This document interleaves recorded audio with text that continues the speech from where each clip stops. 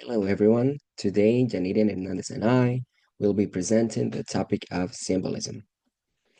Before we dive into this particular topic, we have a short review on what we have studied so far about poetry, and we're going to start with the notion that poetry is an evocative art form that seeks to summon experiences worthy of communication. This process is done not by duplicating the experience. We are not trying to explain the factual level of that experience, but we are suggesting our own experience at an emotional level or the value of our own reflection on that particular experience. And we are doing it in a more stylistic manner. We are using um, imaginative language to do so. And its value is not going to be on the way we describe that experience, but in the depth we can add to it, right? The reflection, the emotional implications that we experienced, that is the core.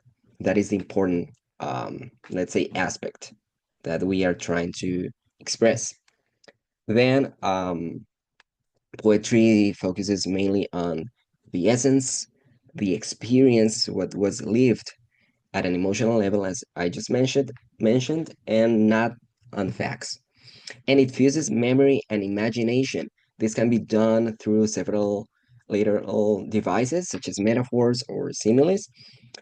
And today we're going to focus on this last idea that poetry extends beyond imagery to connect with universal human experiences, which is the idea of symbolism.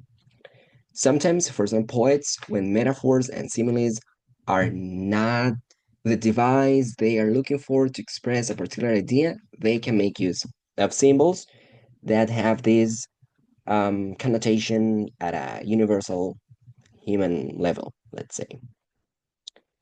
Now, diving into the idea of symbols, its etymology is linked to the idea to represent an act of comparison. The word symbol basically means to throw together or to bring into conjunction. In this particular case, we are going to have two similar or different ideas that we are merging them, that we are finding a connection between both. Now, symbols are going to have a physical representation. These can be animate or inanimate objects.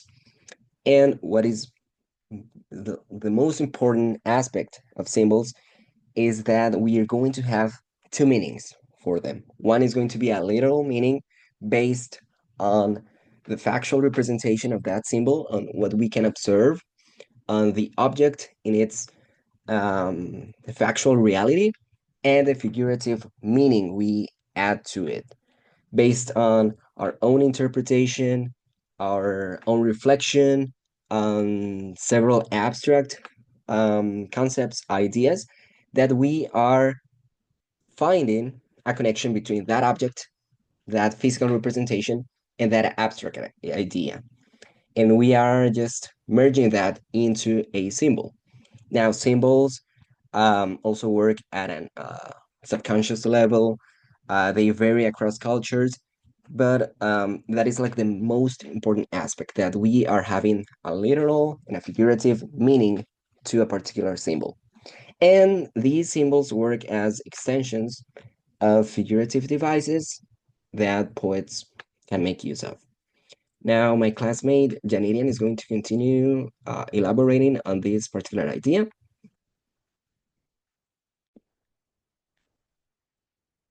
Now, analyzing the meaning of symbols, um, we said that it has two simultaneous meanings, which are the literal meaning and the figurative meaning. Well, um, the literal, as it says here, it's self-sufficient and empirical. Okay, let's take this image as an example, which is a rose. So the literal meaning of this rose is just a rose. That's it.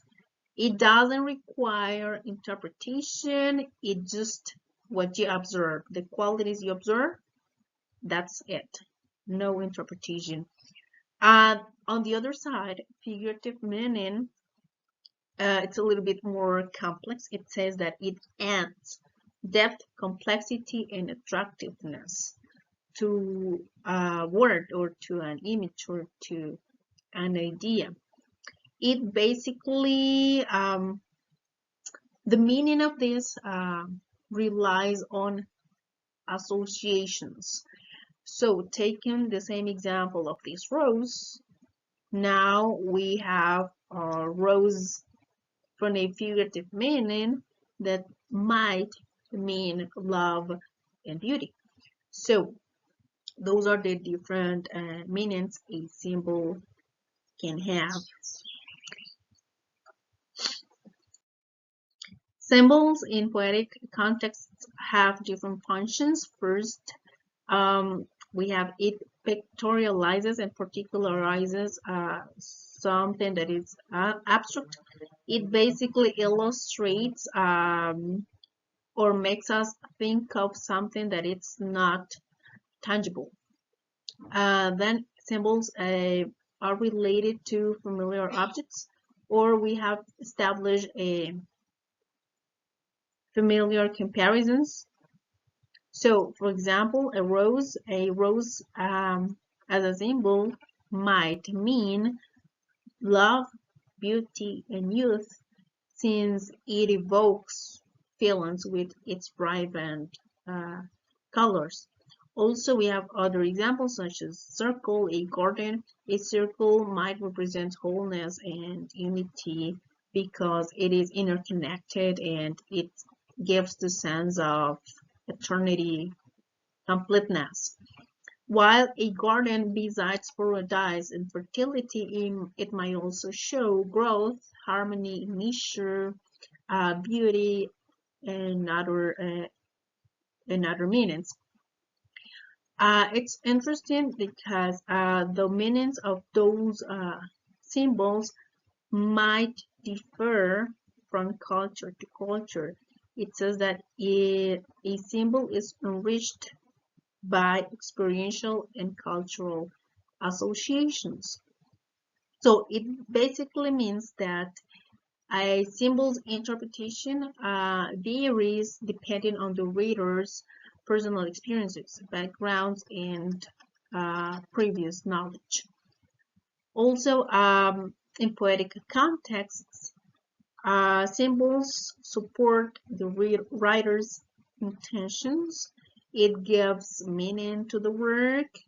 It gives elasticity to the language, and it also conveys multiple layers in meaning.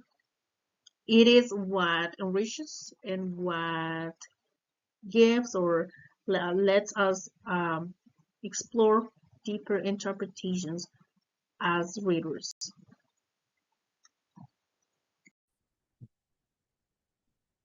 Now I will continue elaborating on the ideas of public and private symbols. First of all, as I previously stated, symbols are rooted in physical properties. We are going to need an inanimate or animate object, and we are going to add some abstract meaning to that. But sometimes we can be a little bit confused when we encounter a particular literary device and we are not sure if it is a symbol or if it is an image. In this particular case, we need to consider that an image, yes, we have an object as well, and we are adding some abstract meaning to that, but it is going to be momentary. It is going to be descriptive just for that particular moment, for that particular section, for that particular poem. It is not going to be a recurrent image. It is not going to be a recurrent idea that will be shared throughout different poems, throughout different texts.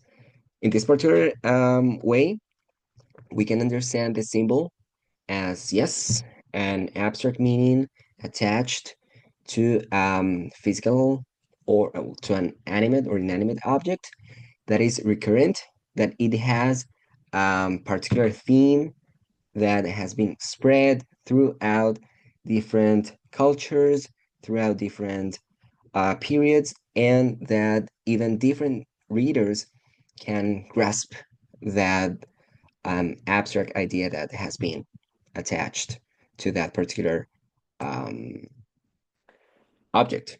In this way, it becomes a symbol. Now, of course, there are many cultural layers, and the meaning of a particular symbol can shift across traditions and readers. But we are going to find that many symbols, we can make some research and we can identify like really, let's say, global interpretations for them. And those are going to be public symbols that have like a clear meaning, a clear interpretation, and let's say a more traditional one as well. And then we're going to have private symbols that are going to be more coded, more personal, and that will be needing more analysis on that particular text or on the poet's intentions, that if we have access to it, of course. Now, private symbols, they give poets the opportunity of more poetic freedom when they are writing their own texts. They can reinvent old symbols and create new meanings, add some variations to the abstraction that was given to those objects, or even to add different reflections, different abstract ideas to those symbols. And the test of value that we're going to have for that, and the way we are going to assess if that symbol is, in quotations, good, is if it works to unify the poem, to unify the ideas, the experience, and the emotions that are expressed on that particular poem. Now, my classmate Janinian is going to continue with an analysis of a poem.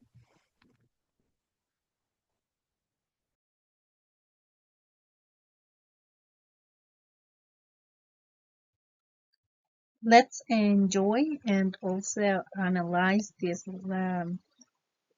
poem by William Butler Yeats, which was a great poet from the 20th century, if he was Irish. And it's the second coming. It says, turning and turning in the widening gyre, the falcon cannot hear the falconer. Things fall apart. The zenner cannot hold. Mere anarchy is loosed upon the world. The the blood-dimmed tide is loosed, and everywhere the ceremony of innocence is drowned. The best, lack of all conditions, while the worst are full of passionate intensity.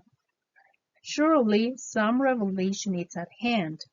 Surely the second coming is at hand. The second coming. Hardly are those words out, when a vast image out of spirits mundi troubles my sight.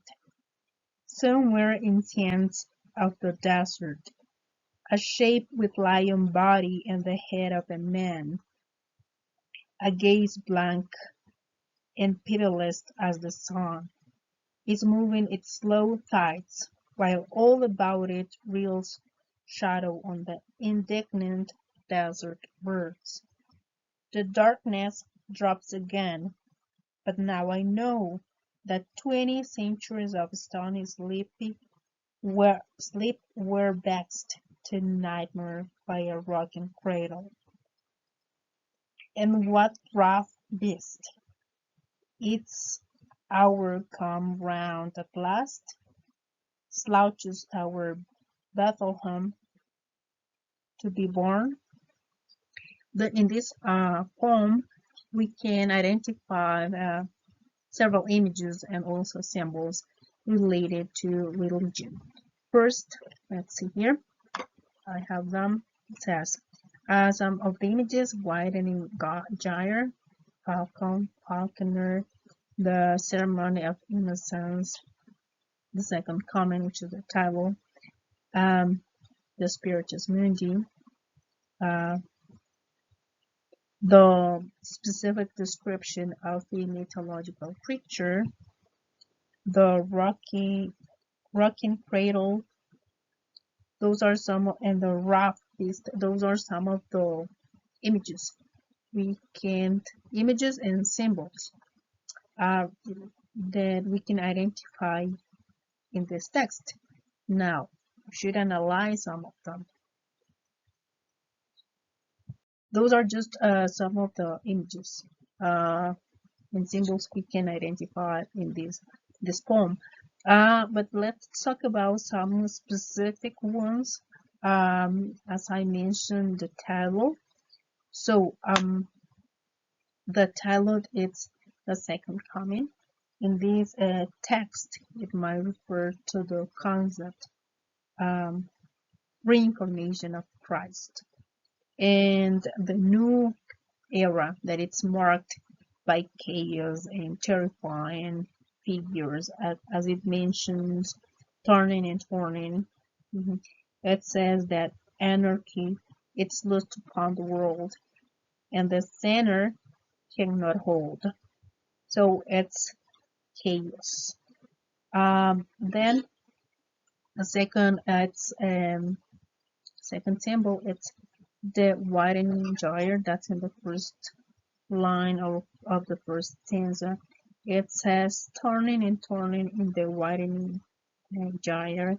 It gives the sense of this um, cycle, historical cycle of chaos. It's on a something that keeps going and going, and now it has gotten to an end. Um, Falcon and Falconer, as I was saying, it's a relationship. We have savagery and obedience, or disobedience. So it basically gives the sense of a wild animal that wants not doesn't want to be um, enclosed, so or captivated. So basically, that state of savagery that takes place. And the Sphinx, the specific description. This is a mythological creature, and the specific description in the text says a shape with lion body and the head of a man. So it is an antichrist figure, and it's a beast that it's portrayed in this kind of in, in this poem, and it gives the sense of a creature that takes place, and it's now so powerful that people lose consciousness and lose faith, and now there is no innocence, there is no um, faith, and it's just chaos and chaos. And interestingly, it also mentions the place Bethlehem, which is a sacred place, and this beast is going to this place. So basically, in this poem, The Second Coming, we got several symbols related to Christianity, related to or symbols that give religious ideas and of the end of the times.